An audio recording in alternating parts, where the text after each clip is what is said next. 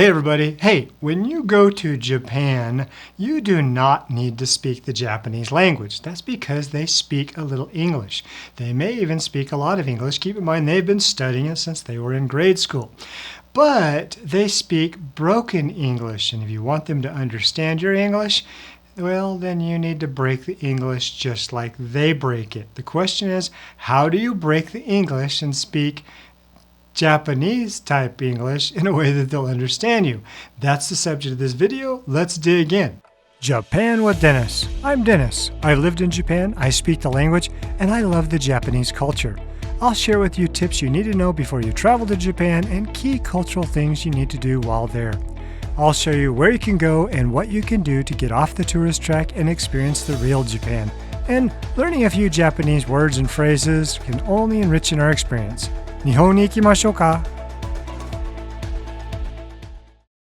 Alright, so what do we have to do to mess up the English language so that a Japanese person can understand us? In truth, even though they speak English, they do mess it up, and if we say our English the way we say it, they often just simply won't understand you. And I was in Tokyo just a few days ago. I took a video of a live interaction that I had that I'll show you in just a little bit. Stay tuned. I'm going to show you what happened when I didn't mess up the English language like they messed it up and they couldn't understand me. And if you'll stay to the end, I'll tell you a little bonus word. Well, it's not really a word, kind of a sound that you can make to help Japanese prepare to understand you as you begin to talk to them. But to understand this, I need to give you just a little bit of a foundation. And the first thing you need to know is that hardly any of the Japanese words end in any kind of consonant, unlike English that ends in a lot of consonants.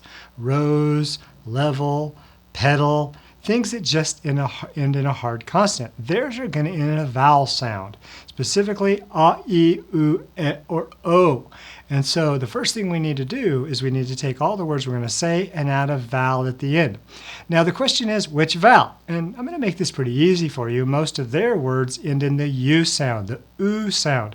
There are some exceptions to this, and you'll learn them along the way. I can even tell you a few, but you're going to be pretty safe if you just add a U sound at the end of every English word that you say. Now it's going to sound a little bit ridiculous, but let's say you want to go to the front desk and say, my toilet is not working. Listen to that. My toilet is not working. All four of those last words in a consonant. And if you said that to them, they would look at you like, eh, and just kind of not know what you said. And so what do you do? Well, you're going to add a U sound, a vowel sound, and you might be adding the wrong one, but I wouldn't worry about that too much. If you just add the U sound to most words, they're going to understand you a little bit better. So you're going to say something like this. My toilet in my room is not working. Okay, I know, that sounds like you're probably mocking them, but seriously, that helps a lot. And if you want to know what I mean, I want to show you this clip just to prove to you when I was in Tokyo just a few days ago. I was in a grocery store and I had a soda, and there you need to make sure if you don't want alcohol, you got to ask if there's alcohol in it always. They kind of mix them up. They may, just like we have the alcohol over here and then the kids' sodas over here, they'll just mix them all up. So they may be the same. So I always have to ask if there's alcohol. Well, the word for alcohol is alcohol in Japanese. So they use that English word, but they mess it up a little bit when they put a vowel sound on it. So I was saying to this person in this video that I'll show you, alcohol ga haite masu ka? And I was just asking, is there alcohol inside? Now, I speak Japanese, so I can do that. But even if you were using all English, if you were to add like a U sound at the end of each word, you would come across better. But I wasn't adding the U sound to alcohol. Alcohol ga haite masu ka? And so watching this video, how she couldn't understand me, it kind of freaked her out. And then I realized, dang, I need to add that U sound. So I did that. Instead of saying alcohol, I said alcohoru. And as soon as I added the U sound, she totally understood what I said and was able to answer the question. So you want proof? Check it out. すみません。ちょっと漢字が読めないから、でも、アルコールが入っているですか？はい、何ですか？アルコール、わかりますか？アルコール。アルコールは入ってないです。入ってないでしょ？入ってないですね。はい、そう、読むことができないから、ありがとうございます。All right, I know that seems kind of funny, but she did not understand me until I added the U sound. So if I wanted to say, I love Japanese toilets, I love consonant, Japanese consonant, they can't even say Japanese. They'd have to say Japanese in order to sound right. I love Japanese toilets. Toilets, all those end in consonants. Well, let's just add a U to everything. Even if that's not correct, I love Japanese toilets, or I like Japanese toilets. I like Japanese toilets. Yeah, you can say that. If you just add a U, they'll probably understand you. And so that seems like a very, very simple hack, but it's important. Tell you what's happening to the Japanese people.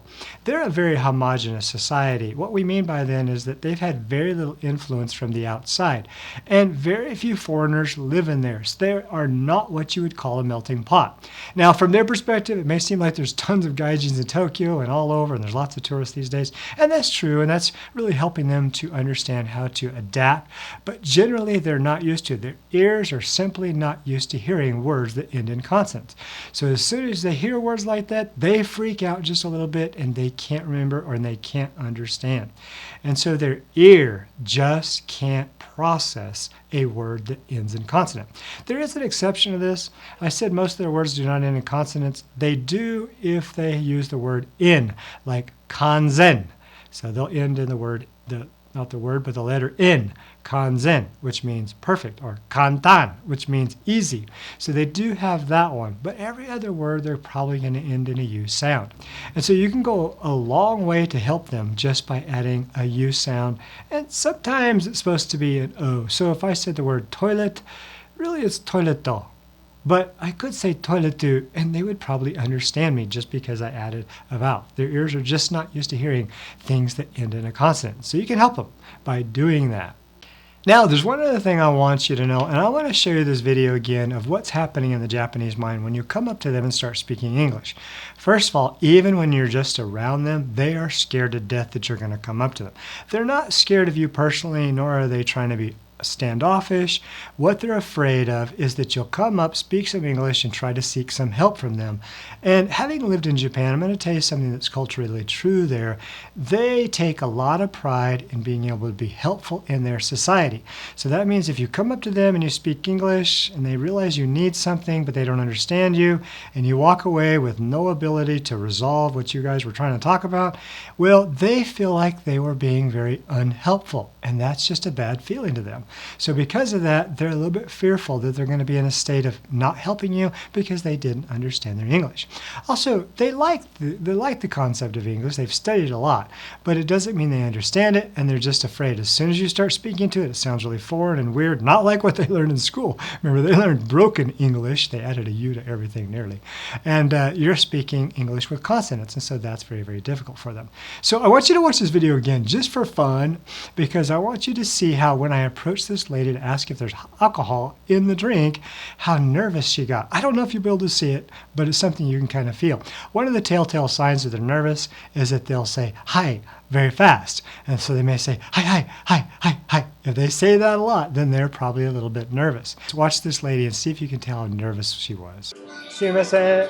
ちょっと漢字が読めないから、でも、アルコールが入っているですか？はい、何ですか？アルコール、わかりますか？アルコール。アルコールは入れないです。入ってないでしょ？入れないですね。はい、そう、読むことができないから、ありがとうございます。All right, did you see that? And of course, she's kind of freaking out because she doesn't understand the word that I'm saying. She wants to know, wait, what are you talking about? I don't understand. As soon as I used the word alcohol, she had an epiphany and she relaxed again. She goes, oh yeah, I know what you mean. No, there's no alcohol in that thing. And so Japanese people do get nervous. Because of that, I'm going to give you the bonus that I promised, which is there is a sound, this is interesting, that you can make at the beginning of every interaction that helps prepare the Japanese person to listen to what you're about to say. They do this to each other, and you can do that to them as well. Now, there's more than this, and I'll explain this sound much, much more and some other sounds or words that you can say at the very beginning of a conversation that will prep the Japanese person and prepare them for the English that you're about to speak to them. I'll cover that in another video. Be sure to subscribe so you don't miss any of that. But the sound is simply this before you say something. It's ah. It's just a fast ah. And they say it all the time. And so they may say something like, go ahead. Did you want something? It's time to order. Did you want the bill? And so they put it all in front of everything, if even just to start a conversation. So in Japanese, they might be on a subway and they want to tell you to go ahead. They're going to go, dozo, go ahead. And so you can do that too. So you can walk up to a Japanese person and say, you're going to be speaking English, or say, and you might say sumimasen, but start off with That means, hey, I'm here, I'm in front of you, and I'm about to talk to you. And something about that really helps them. Is there alcohol in this drink? Thank you so much. You're going to hear it all the time. They do it to each other, and it's actually a cool thing to start it off. It's a little bit like in English walking up to somebody and saying, and that causes somebody to recognize that you're about to say something to them. And so they tune out the world and they look at you and they listen to you. And that's what that does. So you can practice that, and we'll talk about that in another video. So it's a cool way to start off the conversation. All right, so this has been Japan with Dennis. Thanks for joining me. Be sure to subscribe. I'm Dennis.